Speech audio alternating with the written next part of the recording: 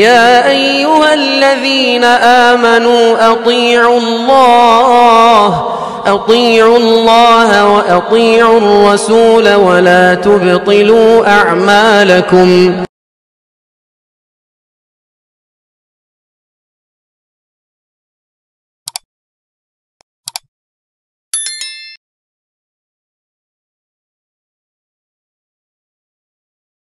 ونستعينه ونستغفره ونعوذ بالله من شرور أنفسنا ومن سيئات أعمالنا.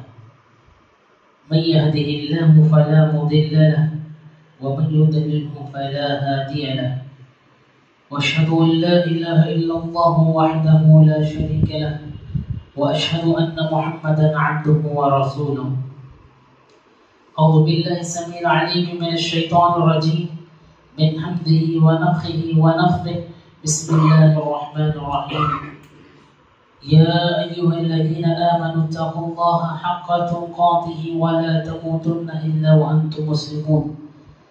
يا أيها الناس اتقوا ربكم الذي خلقكم من نفس واحدة وخلق منها زوجها وبث منهما رجالا كثيرا ونساء. واتقوا الله الذي تساءلون به والأرحام إن الله كان عليكم رقيبا. يا أيها الذين آمنوا اتقوا الله وقولوا قولا سديدا يصلح لكم أعمالكم ويغفر لكم ذنوبكم ومن يطع الله ورسوله فقد فاز فوزا عظيما. أما بعد فإن خير الحديث كتاب الله وخير الهدي هدي محمد صلى الله عليه وسلم وشر الأمور محدثاتها وكل محدثة بدعة وكل بدعة ضلالة وكل ضلالة في النار.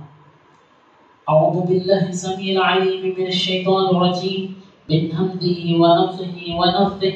بسم الله الرحمن الرحيم. يوم ينظر المرء ما قدمت يداه ويقول الكافر يا ليتني كنت ترابا. تمام قسم کی تعریف، بڑائی و کبریائی،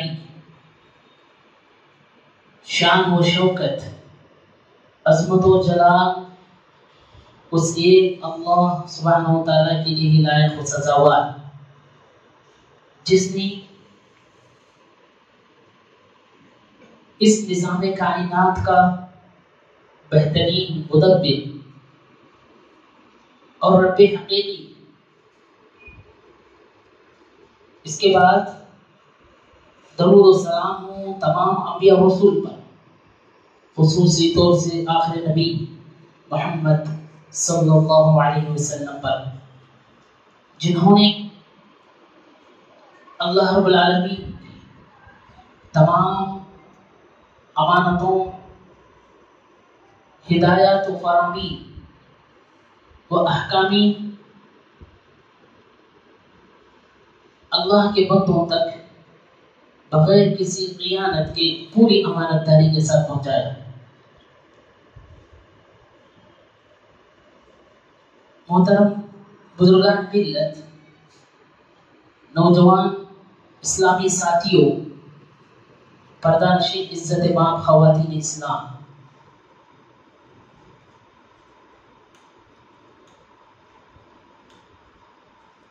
اللہ رب العالمین نے دنیا کی اس زندگی کو فانی بتایا، ختم ہونی بتایا. ایک دن سب کو چھوڑ چھاڑ کر اللہ کے پاس جانا ہے اور سارے اعمال کا بدلہ، حساب و کتاب اس دن اللہ سب کے سامنے ان کے اعمال کے حساب سے رکھے گا. ایک مومن کا ایمان اس پر ہے کہ وہ ایک دن محشر کے میدان میں جمع ہوگا حساب و کتاب کے لیے، اور اللہ رب العالمین ساروں کو محشر کے میدان میں جمع کرے گا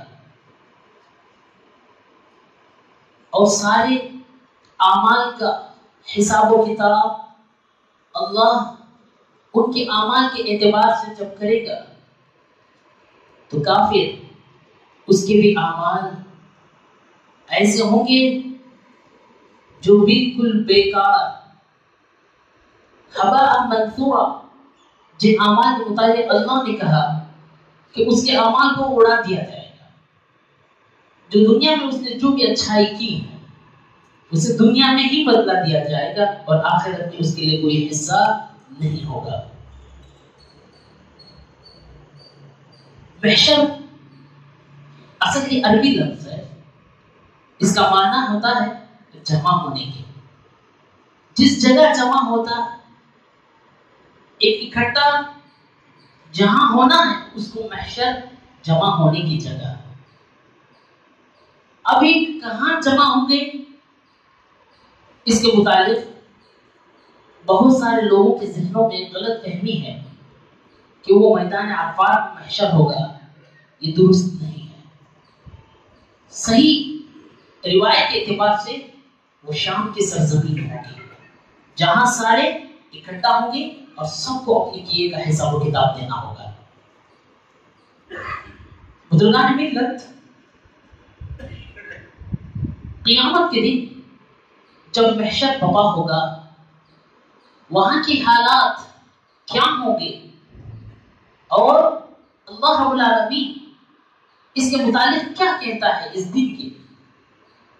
اللہ رب العالمین سورہ معارج کے اندر فرمایا تعرج الملائکۃ والروح الیہ فی یوم کان مقدارہ 50,000 سنہ. وہ محشر کا جو دن ہوگا وہ ایک دن 50,000 سال کے برابر ہوگا. اللہ اکبر. اور اس دن سارے اکٹھا ہو جائیں گے اور سارے کے سارے پریشان رہیں گے. یہاں تک کہ انبیاء علیہ السلام و تسلیم سے لے کر آنے والے قیامت تک کی نسل کے تمام لوگ سارے کے سارے پریشان کھڑے ہوئے ہوں گے. اور روایتوں میں یہ بھی آتا ہے کہ محشر کے وہ دن سارے کے سارے ننگے ہوں گے. جس طریقے سے بچے ماں کے پیٹ سے جنم لیتے ہیں، جس طریقے سے وہ ننگے ہوتے ہیں، مادرزاد ننگے وہاں موجود حساب و کتاب کے لیے وہ کھڑے ہوں گے اور سب کے چہروں پر پریشانی ہوگی اور سب کو اپنے اپنے نفس کا عالم ہوگا.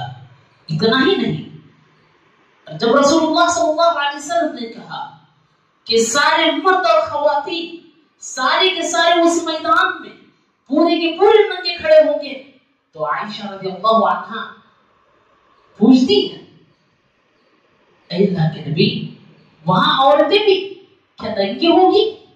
کیا ان کو اپنی شرم کا کچھ احساس ہوگا؟ رسول اللہ صلی اللہ علیہ وسلم نے فرمایا ہاں خواتین تو ننگی ہوں گی لیکن وہاں سب کو اپنی پریشانی ہوگی، سب کو نفس کا عالم ہوگا. کسی کو کسی کی پر نظر دوڑانے کی ہمت اور رائی کے دانے کے برابر بھی ان کو مہلنے کا وقت نصیب نہیں ہوگا. یہ ایسا وقت ہوگا کہ سارے پریشان رہیں گے اور سب اپنے اعمال کی فکر کرتے رہیں گے.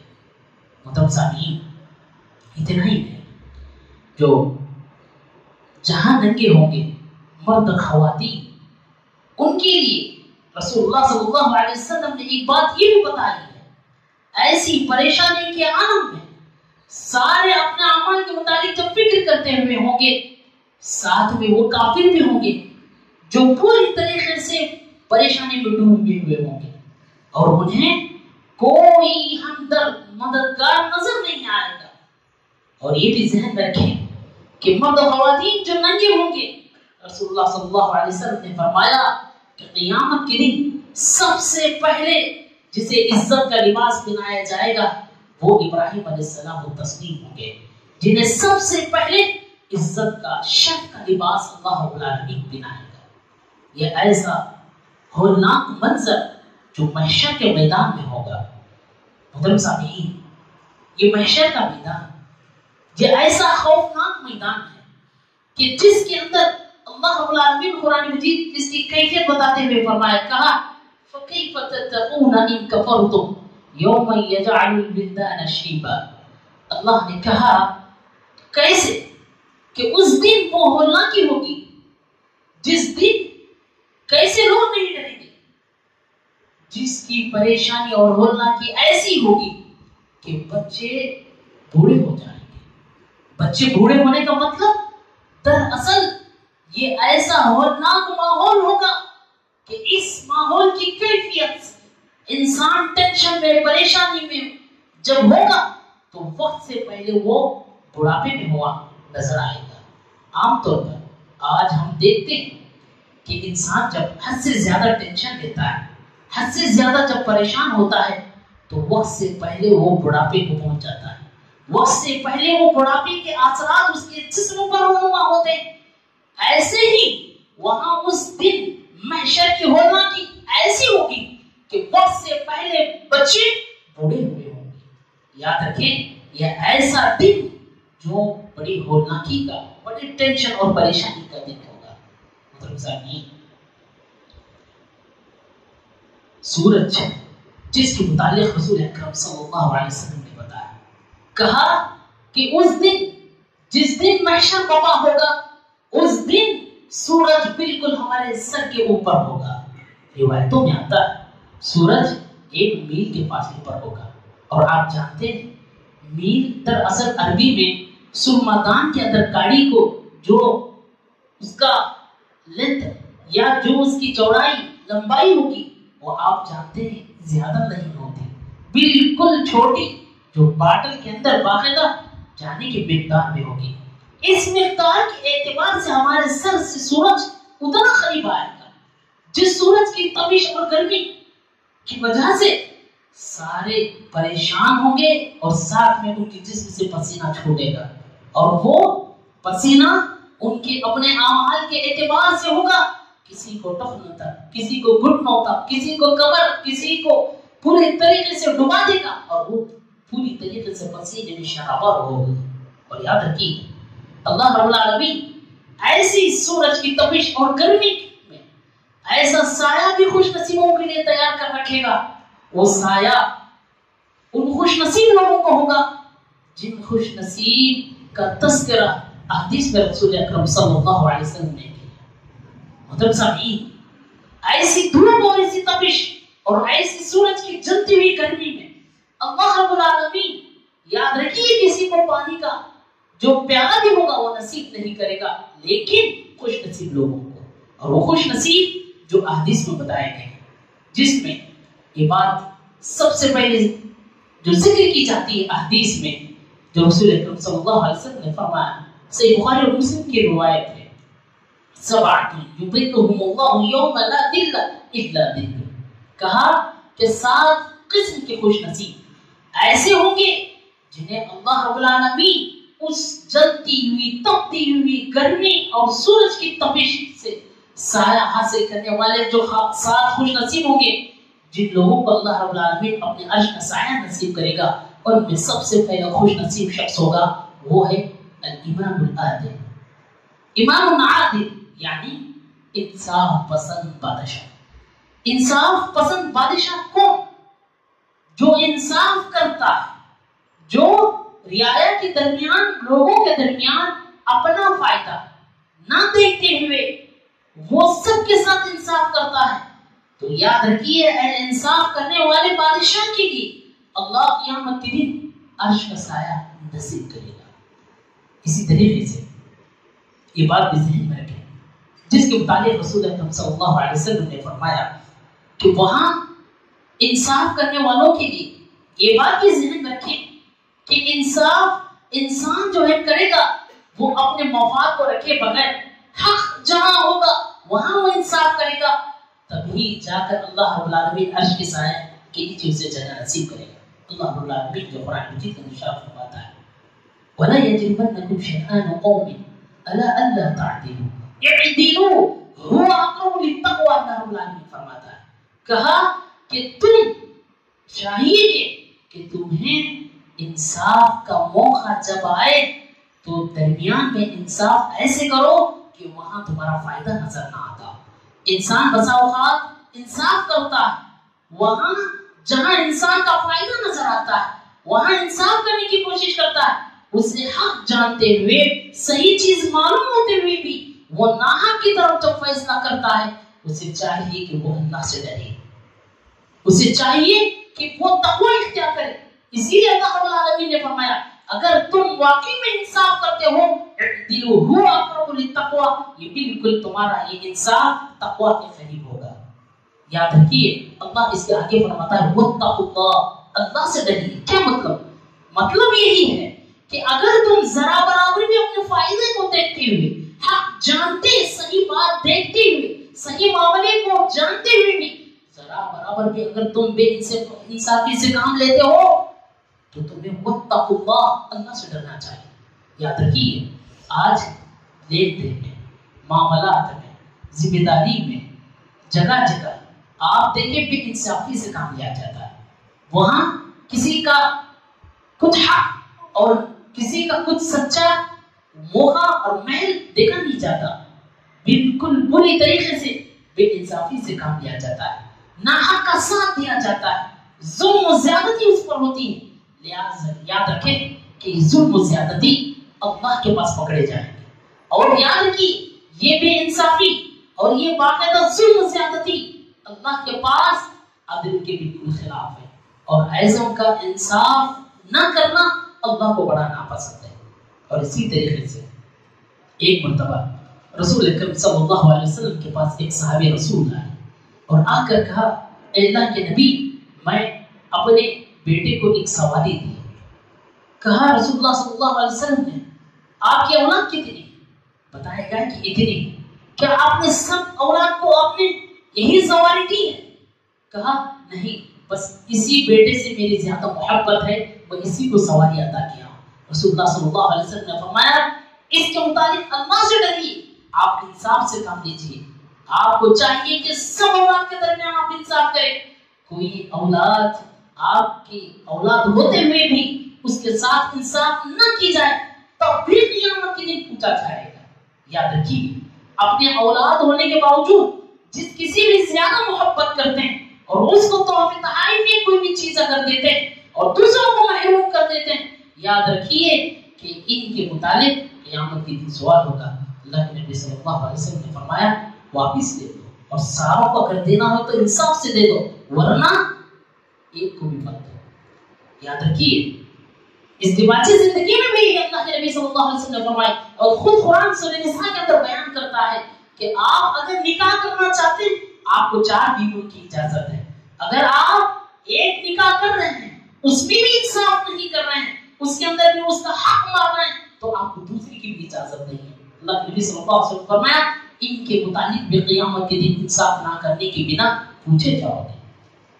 محترم سامعین، انصاف جہاں ہوگا وہاں اللہ کی رحمت، اللہ کی مدد اور اللہ کی سب مرضی شامل حال ہوگی، اور جہاں انصاف نہیں ہوگا، ظلم و زیادتی ہوگی، پھر اللہ کے پاس اس کے بابت پکڑا جائے، اس کے بابت، اس کے معاملے میں، اس لحاظ سے ہم پوچھے جائیں گے۔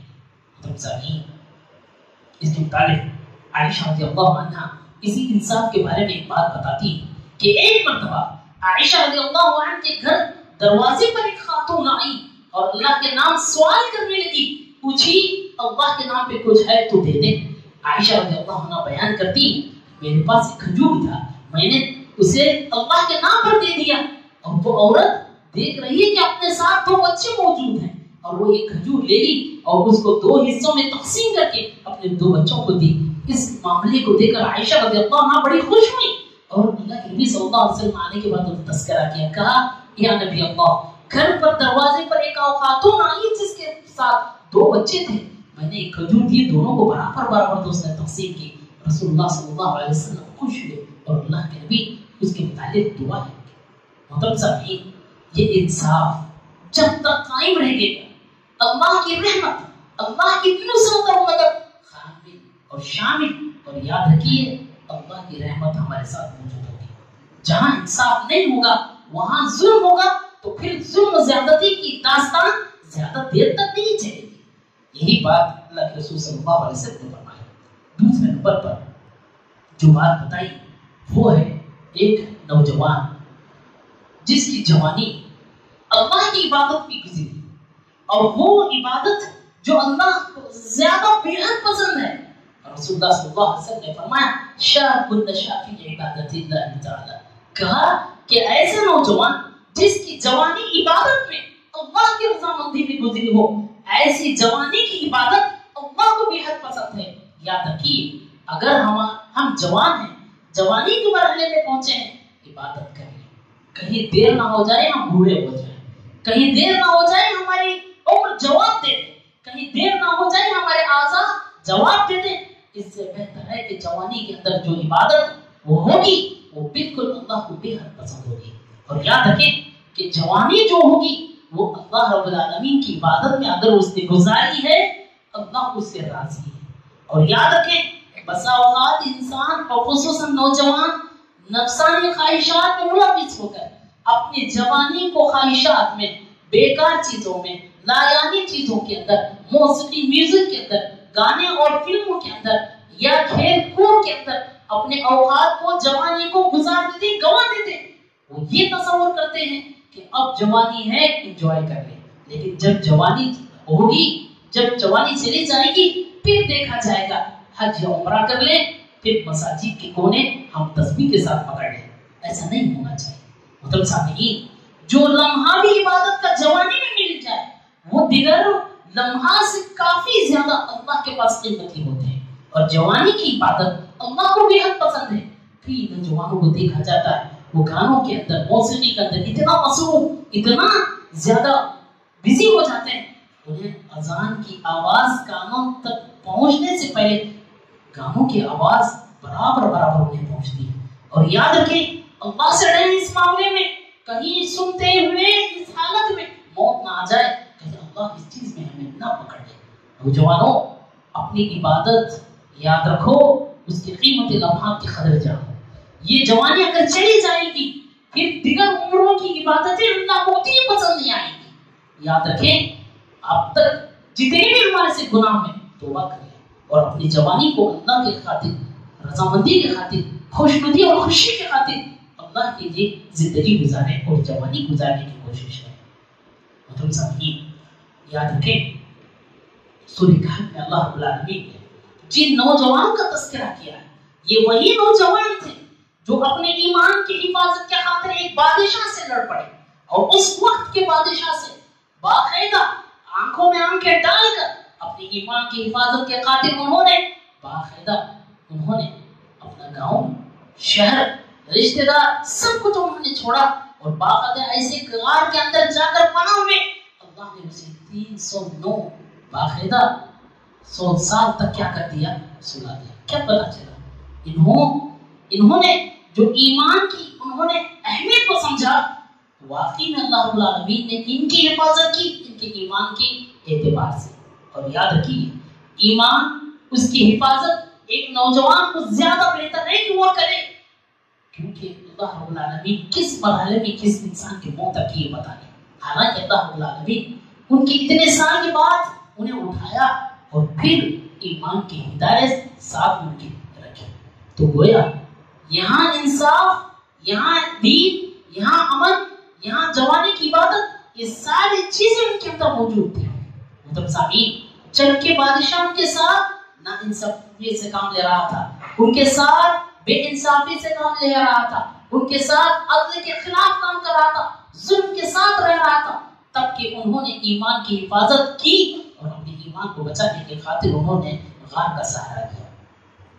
رسول اللہ صلی اللہ علیہ وسلم نے فرمایا، اس بخاری کی روایت ہے، لا تغول قدمان ابن آدم حتى يسأل عن خمس عن عمره فيما أفنى. کیا فرمایا؟ کہا کہ اس دن، جس دن محشر ہوگا اور سارے کھڑے ہوں گے اور جن آدم بنی کو 5 سوالوں کے جوابات نہ دیں انہیں آگے تو ختم نہیں بڑھایا جائے گا. جس کے اندر رسول اللہ صلی اللہ علیہ وسلم نے فرمایا وہ نوجوان جنہیں باقاعدہ عمر دی گئی تھی عبادت کی، لیکن ایسی عمر انہوں نے گزاری کہ واقعی میں اللہ رب العالمین ناراض ہو گیا اور ان کی زندگی دنیا میں بھی تباہ اور آخرت کے اندر تباہ ہو گئی، اور وہاں اللہ کے پاس کھڑے ہو کر انہیں حساب و کتاب دینا ہوگا. مطلب ساتھی یہاں عمر کے متعلق بھی سوال ہوگا، عمر ہی فیما افنا. اللہ نے جو عمر دی تھی اس عمر کو تم نے کہاں گزاری، اس کے متعلق بھی قیامت کے دن سوال ہوگا۔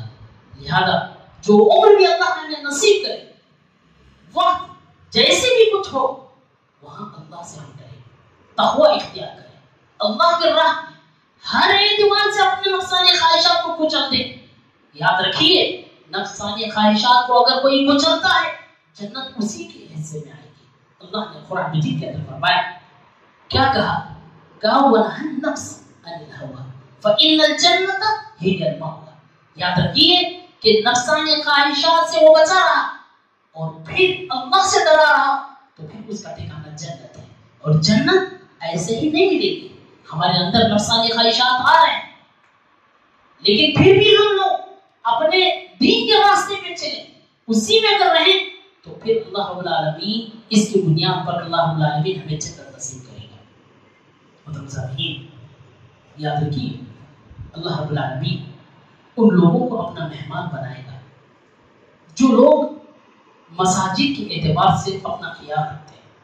اسی کے مطابق تیسرا خوش نصیب جس کے متعلق رسول اللہ صلی اللہ علیہ وسلم نے فرمایا وَرَجُلٌ قَلْبُهُ مُعَلَّقٌ بِالْمَسَاجِدِ کہا کہ ایسا شخص جس کا دل ہمیشہ مسجد سے لٹکا ہوا ہوگا، ایسا خوش نصیب شخص بھی قیامت کے دن عرش کے سائے کے نیچے جگہ نصیب ہوگی۔ اور وہ شخص جو باقاعدہ مساجد کی طرف اس کا چلنا زیادہ ہوگا اور ایک نماز کے بعد دوسرے نماز کی اس کی فکر ہوگی، اور وہ ہمیشہ نمازوں کے قیام سے اللہ کے گھر آتا رہے گا، صبح میں یا شام میں۔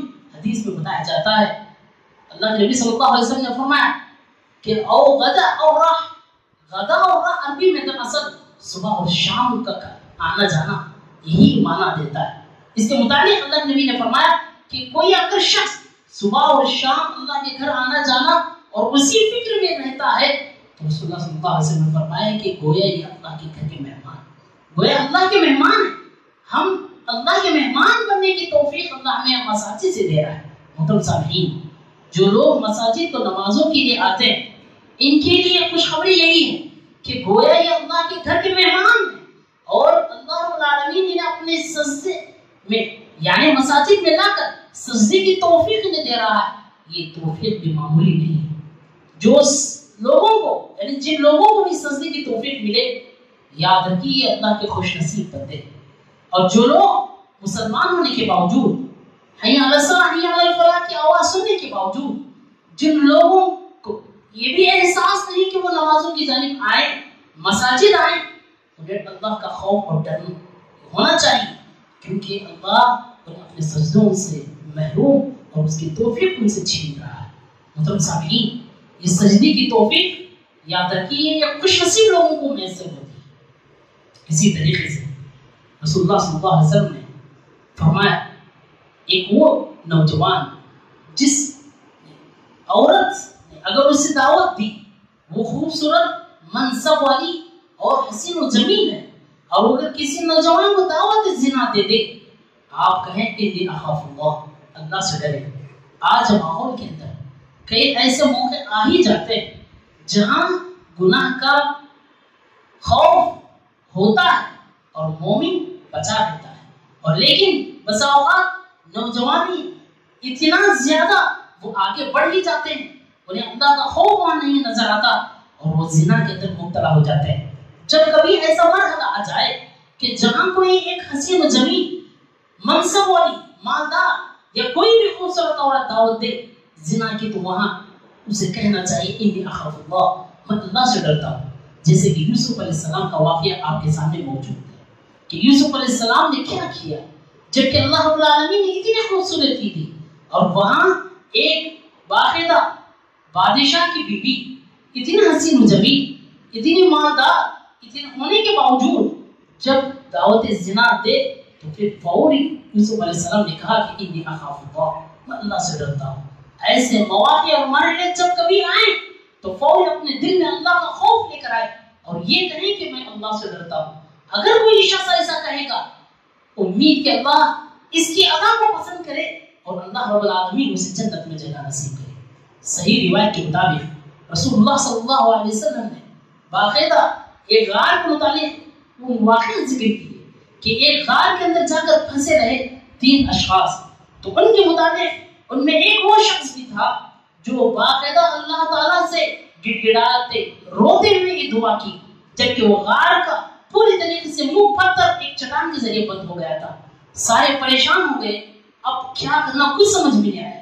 تین لوگوں نے باقاعدہ یہ اپنے درمیان بات کہی کہ ہم اپنے اپنے نیکیاں اللہ کو سنائیں گے۔ وہ دل سے خلوص سے للہیت سے خشیت الہی سے جس نے کوئی نیکی کی، اس کے واسطے سے ہم اللہ سے دعا کریں گے، امید کہ اللہ ہماری دعا کو قبول کرے گا۔ ان میں ایک شخص وہ تھا جس نے اپنا واقعہ احادیث کے ذریعے بتایا۔ رسول اللہ صلی اللہ علیہ وسلم نے فرمایا کہ مجھ نے بیان کیا کہ اللہ کے نبی میں نے اس واسطے سے کی، تو بات کیا ہوئی؟ کہا کہ میں اللہ تعالیٰ سے گڑایا ہوا اور دعا کیا، اے اللہ ایک وقت تھا کہ میرے پاس مال موجود تھا اور میری بھتیجی فی الحال کس قرض کے لیے میرے پاس آئی اور اس نے مانگی اور میں نے دینے کا تو طے کر لیا۔ جب بات آگے بڑھی، جب قرض دے ہی دیا تو پھر ساتھ میں میرے دل میں اندر ایک بری ہوس اور بری لالچ جاگ اٹھی اور میں نے باقاعدہ اپنے بھتیجے سے کہا کہ فلاں ایک دن رات میرے ساتھ آ جانا۔ تو پھر ہوا کیا، وہ آ گئی اور جب سارے کمرے کے دروازے بند ہو گئے، جب قریب تھا کہ وہ اس بھتیجے سے اپنے خواہشات کو پورے کرتا، قبل اس کے کہ اس نے کہا دیکھو اب ہم صرف دونوں تنہا ہیں، اس وقت جو دیکھ رہی ہے ذات وہ اللہ سبحانہ وتعالیٰ کی، لہٰذا آپ اللہ سے ڈریں۔ اس نے کہا فوری انی اخاف اللہ، میں اللہ سے ڈرتے ہوں اس معاملے میں۔ فوری طور پر اس نے سننا تھا، اس کے پورے جسم میں رونگٹے کھڑے ہوئے اور اس کا دل اللہ کے ڈر سے ڈر گیا، اس کا دل گھبرا گیا اور فوری طور سے اس نے زنا سے توبہ کر لیا۔ یہ کام میں اگر تیری رضا کے لیے کیا ہو یا رب اس مصیبت سے تو مجھے نجات دے دے۔ فوری طور پر اللہ رب العالمین نے ان تینوں کے اپنے نیک اعمال کی بنیاد پر اللہ نے انہیں غار سے نجات دے دی۔ محترم سامعین، جب کبھی بھی ایسے مرحلے یہ مواقع آئیں، اس وقت صرف اللہ کا خوف اور ڈر اپنے دلوں میں پیدا کریں اور اس وقت تھوڑی لذت کے لیے اپنی آخرت کو بگاڑیں اور ایسے مرحلے میں آپ اللہ سے گڑ گڑائیں اور دعا بھی کریں۔ جب کبھی بھی ایسے مراحل اور موقع آئیں، اللہ وہاں سے ہماری حفاظت کرنا، یہ دعائیں ہماری دعاؤں کے اندر شامل ہونی چاہیے۔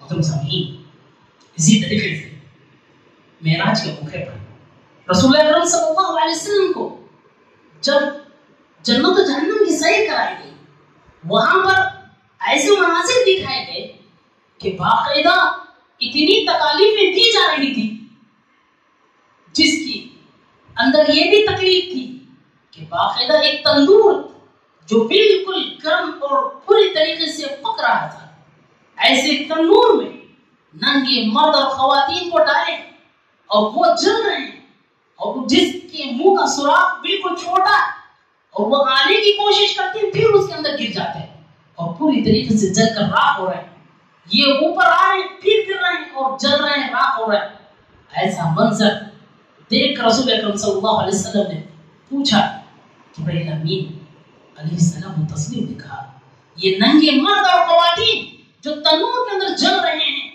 یہ وہ ننگے مرد اور خواتین جو دنیا میں اپنے اللہ کے خوف کو، خشیت الہی کو، اس کے حدود کو انہوں نے آگے پامال کرتے ہوئے زنا کے راستے کو انہوں نے تلاش کیے اور بغیر کسی سوچے سمجھے برے کاموں میں، بدکاری میں، زناکاری میں، خواہشات میں انہوں نے اپنی زندگی گنوا دی۔ یہ وہ لوگ ہیں جن کا انجام اس طریقے سے ہو رہا ہے۔ ایک دوسری روایت کے مطابق رسول اکرم صلی اللہ علیہ وسلم نے یہ بھی دیکھا کہ باقاعدہ آسمان و زمین کے درمیان باقاعدہ ان کو لٹکایا گیا ہے اور وہ لٹک رہے ہیں۔ رسول اللہ صلی اللہ علیہ وسلم نے پوچھا یہ کیا معاملہ ہے، انہیں کیوں باقاعدہ لٹکایا گیا؟ ان کا معاملہ یہی ہے، جواب دیا کہ یہ وہی زناکار مرد اور خواتین ہیں جو دنیا کے اندر اپنے خواہشات नफ्स की पैरवी की और बदकारी और ज़िनाकारी की। इन्हें ऐसे लटकाया गया जिस तरीके से एक दुकानदार बाकायदा गोश्त को बाकायदा संकलों में लटकाता है, इस तरीके से अल्लाह रब्बुल आलमीन उनको लटकाया। ये मर्द ख़वातीन जो ज़िनाकार थे, जो दुनिया के अंदर बदकारी उन्होंने फैलाई थी, ये ऐसे बदकार और ज़िनाकार थे जिनका अल्लाह रब्बुल आलमीन ने इतना खतरनाक अंजाम दिया। मतलब सामीन, महशर का मैदान जो बर्पा होगा तो ऐसे में बहुत सारे काफिर होंगे जो बिल्कुल परेशान होंगे। जो इब्तिदा में मैंने आपके सामने आयत करीमा पेश की, जो आयत जिसके अंदर अल्लाह रब्बुल आलमीन ने बताया, कहा यौमा यंजुरुल मर्'उ मा क़द्दमत, कहा कि उस दिन बाकायदा काफिर वो क्या करेगा, देखेगा और अपने हाथों को बाकायदा किए हुए अमाल, जो भेजे हुए बुरे अमाल, उसको अपने सामने देखेगा, परेशान होगा। और काश वो अपने दिल में कहेगा, वो यक़ूलुल काफ़िर या लैतनी कुन्तु तुराबा, कहेगा काफिर कि काश अल्लाह अगर दुनिया में मुझे मिट्टी बना देता और वो हिसाब किताब से मैं बच जाता, आज मुझे ये नौबत, आज मेरी ये जो हालत देखने ना पड़ती। मतलब सामीन, जालिम जो अल्लाह के नाफरमान है, गुनहगार है, उन्हें अल्लाह का खौफ और डर होना चाहिए और वो परेशान होंगे क़यामत के दिन अपने अमाल बद की बुनियाद पर। और जालिम क़यामत के दिन अपने हाथों को चबाएगा, टेंशन में आकर, परेशानी में आकर। अल्लाह रब्बुल आलमीन उसी का तज़किरा खींचते हुए फरमाया, यौम यअद्दु ज़ालिमु अला यदैहि यक़ूलु या लैतनी इत्तख़ज़्तु मअर रसूलि सबीला। वो परेशान होगा, खड़ेगा और अपने उंगलियों को मुंह में डालकर चबाएगा बड़ी तेजी से। वो क्यों चबाएगा? अल्लाह उसका तज़किरा करता है कि वो टेंशन और परेशानी में होगा और वो ये सोचेगा, काश दुनिया में अगर किसी में नेक इंसान को दोस्त बनाया होता, सीधा रास्ता दिखाने वाले को, खाने वाले शख्स से अगर दोस्ती की होती, आज ये मुसीबत और नौबत न पड़ती। इसी का नक्शा खींचा अल्लाह ने कहा, यौम यअद्दु ज़ालिमु अला यदैहि यक़ूलु या लैतनी इत्तख़ज़्तु मअर रसूलि सबीला। मतलब सामीन, अल्लाह ने जो जिंदगी हमें दी इसका शुक्र करें। जो मरहला मिले उसमें अल्लाह की इबादत करें। खुसूसी नौजवान अपनी जवानी इबादत में गुजारे। अल्लाह किस वक्त किस हालत में इंसान की मौत रखा है किसी को इल्म नहीं। फिर मौत आए तौबा का वक्त ना मिले। मतलब सामीन, अभी से अपनी गुनाहों की छोड़ने की अपने दिल के अंदर पूरा अज़्म मुसम्मम करें, पुख्ता इरादा कर लें और फिर इबादत में लगे रहें। अल्लाह की रजामंदी की जिंदगी गुजारने की कोशिश करें। उम्मीद के अल्लाह पिछले गुनाहों को माफ फरमाएगा, आने वाली जिंदगी तुम्हारे लिए अमन बनाएगा, दुनिया में भी और आखिरत में भी। और सबको मरना है, मरने के बाद जमा होना है। उस महशर के मैदान की परेशानी को अब से ही याद करें और अभी से तैयारी की कोशिश करें। अल्लाह से दुआ है रब्बुल आलमीन हम तमाम लोगों को आखिरत से पहले आखिरत की तैयारी करने वाला बनाए। अल्लाह हमारे लफ्ज़ों को, खताओं को, अल्लाह हमारी कोताहियों को, नाफरमानियों को अल्लाह माफ़ फरमा दे। अल्लाह जो बची कुछ ज़िंदगी है इसमें तेरी इबादत करने की तौफीक नसीब फरमाए। अल्लाह हमें जो परेशान है, जो मखरूज़ है, अल्लाह उन्हें शिफाए कामिला आजिला दे। जो बीमार है अल्लाह रब्बुल आलमीन, जहाँ मुसलमान परेशान है अल्लाह उन्हें अमन की ज़िंदगी दे। अल्लाह जहाँ इस्लाम खतरे में है अल्लाह वहाँ इस्लाम का बोलबाला नसीब फरमा। अल्लाहुम्मा अंसुरिल इस्लाम वल मुस्लिमीन, अल्लाहुम्मा अइज़्ज़िल इस्लाम वल मुस्लिमीन फ़ी कुल्ली मकान। आमीन व आखिर दावाना अल्हम्दुलिल्लाहि रब्बिल आलमीन।